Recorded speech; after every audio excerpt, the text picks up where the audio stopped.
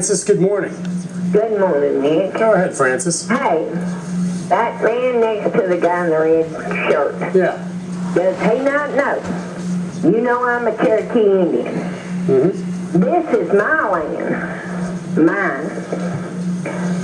The white man made slaves of Indians. Mm-hmm. They raped them.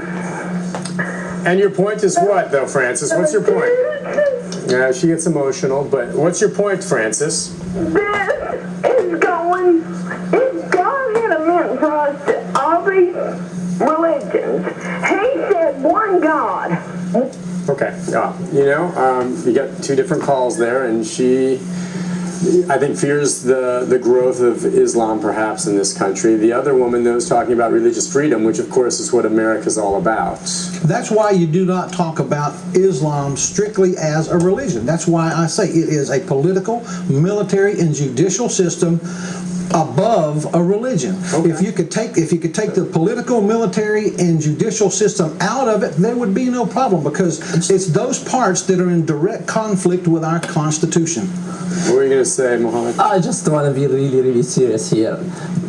What's the military in Murfreesboro? What's the military in Nashville? What's political in Nashville? We are loyal citizens. We participate in parties. We're working for the schools. We are students. We have our kids born here and raised here. What is military here? Did you see any Muslim have a gun and shooting at people? Well, let me tell you. Let me give you some examples of the military. It's not necessarily in Murfreesboro. No, in Nashville. It's not in Nashville.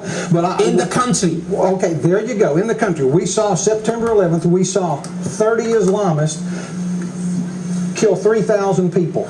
Just last year in November, we saw an Islamist who had "Soldier of Allah" on his business card shoot up Fort Hood. That wasn't a Baptist, sir. That was an Islamist. So you connect them, Oklahoma bombing. We had the Crusaders. You connect the words of God in the Old Testament.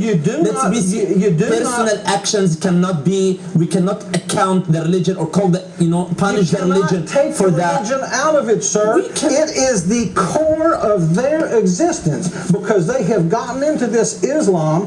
They have gotten into the military, the judicial, and the political part of it. You cannot separate it. George, that's my whole point. But you're sitting next to him, George. Yes, do you believe that he's like that? Not yet. He doesn't have to be that way yet, but it wasn't like that in Europe. Whenever they first come into places, there are a few of them. The more they grow in numbers, they're going to start running for office. Muhammad, you have to look down the road. What I think you've said, though, is he's grabbing those examples, and you're making the point that you cannot hold this religion responsible for a few crackpots. They are not those people who suicide themselves. They are not Muslims. That's what you have to understand. Somebody could go tomorrow. Somebody could go and bomb himself and say, "Oh, I'm a Christian." Is he a Christian? Do we consider him Christian? Have you seen anybody do that? Name me one person who has blown themselves along with 30 other people up who has claimed to do it in the name of Christianity. Name me one, please. Name me one. Look at that Crusaders. What the Crusaders had done. Let's open the Bible. Let's open the words of God. The Crusades, that is the words of God. If you enter the Crusades were a response 1,400 years ago to the advance of Islam by the sword. They were going in to retake lands which Islam conquered. Sincerely, from the bottom of my heart. Sincerely, the bottom of my heart. Let's take a break. When we come back, a final segment, and we're going to get as many of your phone calls as we can. Stay with us.